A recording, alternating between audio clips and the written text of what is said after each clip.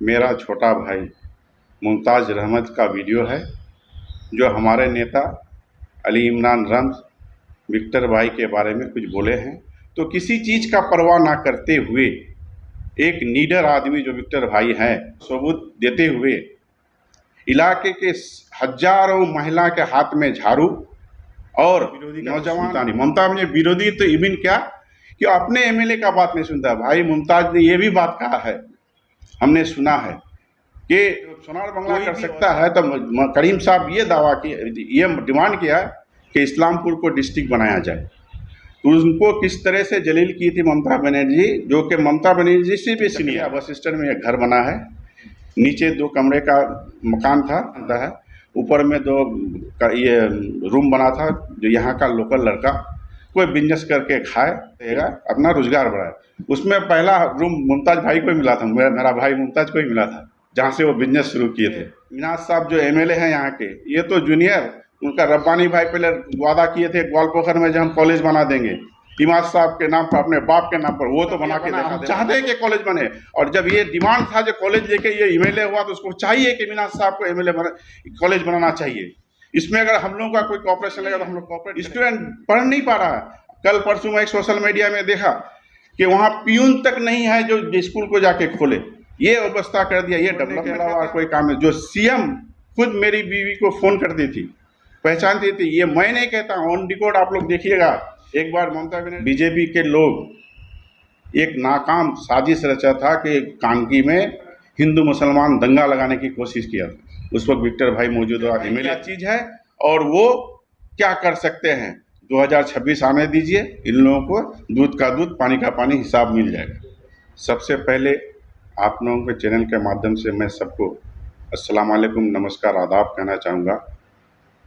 आज प्रेस बुलाने का एक ही मकसद है कि आज सुबह मैंने एक वीडियो देखा सोशल मीडिया पर, जो कोई और नहीं मेरा छोटा भाई मुमताज़ रहमत का वीडियो है जो हमारे नेता अली इमरान रम्ज़ विक्टर भाई के बारे में कुछ बोले हैं। उन्हीं का जवाब देना मैं मुनासिब समझा, इसलिए मैं आप लोगों के सामने में आना चाहा, इसलिए मैं आया। तो उसका सवाल ये था, पहला सवाल कि विक्टर भाई जो बोलते हैं वो करते नहीं। तो मैं अगर विक्टर भाई का ये कहूँ जो वो बोलते हैं जो करते हैं, इसका मिसाल सैकड़ों मिसाल मेरे पास है बोलने के लायक। बोलना अगर शुरू करूँ तो दिन ख़त्म हो जाए, रात ख़त्म हो जाएगी, फिर भी कहानी ख़त्म नहीं होगा, इस तरह का मिसाल। तो मैं एक छोटा मिसाल देके भाई मुमताज को ये कहना चाहूँगा कि जिस वक्त विक्टर भाई छात्र ब्लॉक करते थे, स्टूडेंट ब्लॉक का नेता थे, उस वक्त वामफ्रंट का सरकार और जनाब मरहूम हफीज आलम सहरानी मेरे चचा जो कैबिनेट मिनिस्टर होते थे,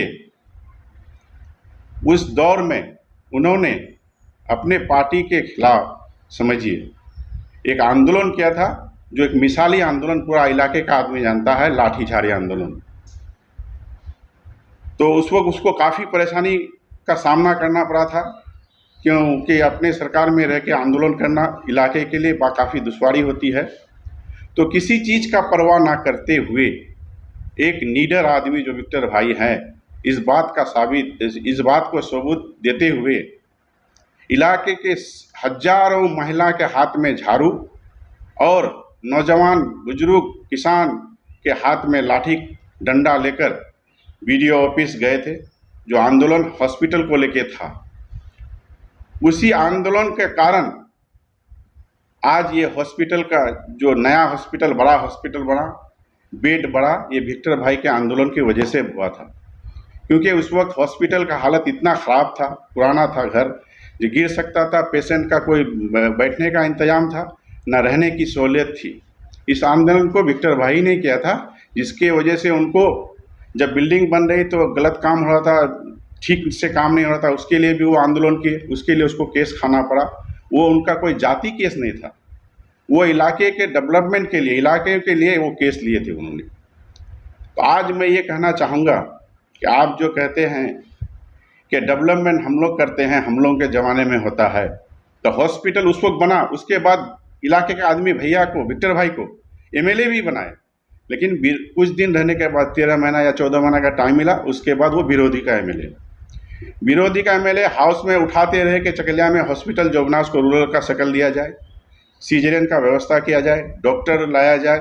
ममता बनर्जी सुनते रही, कुछ की नहीं, क्योंकि वो विरोधी का कुछ सुनता नहीं। ममता बनर्जी विरोधी तो इवन क्या कि अपने एमएलए का बात नहीं सुनता। भाई मुमताज ने ये भी बात कहा है, हमने सुना है कि कोई भी ओहदे पर रहने से उससे झुककर बात करना चाहिए, तहजीब से कुछ मांगने से मिलता, डेवलपमेंट होता। अगर इलाके का डेवलपमेंट करना चाहते तो मैं इसका एक छोटा मिसाल आपको देना चाहता हूँ।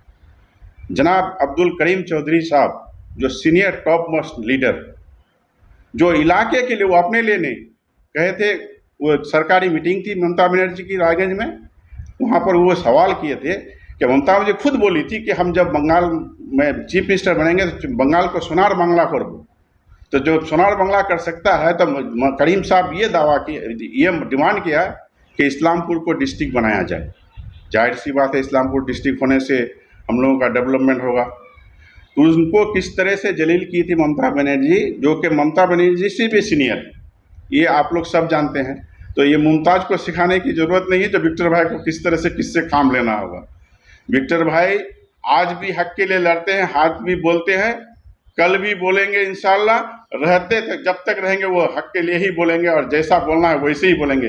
किसी के डर और धमकी से वो बात और स्टेटमेंट को चेंज नहीं करेंगे। इन्होंने कहा कि विक्टर भाई 11 साल के एमएलए में 22 साल उनके साथ रहा, वो भी थे, ठीक, ये हकीकत बात है। डेवलपमेंट का कुछ ऐसा कुछ नहीं हुआ।